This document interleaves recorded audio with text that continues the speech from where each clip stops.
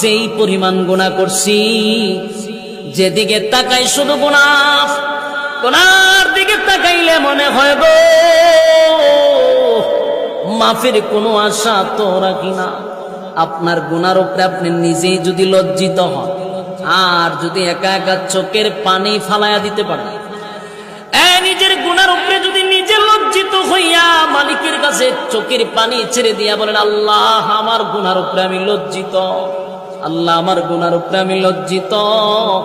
এই রমজান মাসে আপনার যত মানুষগুলাকে আপনি মাফ করে দিয়েছেন, আপনার যত মহব্বতের বান্দা আছে, তাদের সঙ্গে আমার মতো একটা নালায়েকরে আপনার মহব্বতের বান্দাদের সঙ্গে নামটা উঠায়া দেন।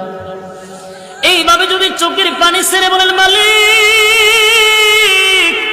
আমার গুনাহ পাহাড় পরিমাণ, কিন্তু আপনার দয়া মায়া তো এর থেকেও বেশি। আল্লাহ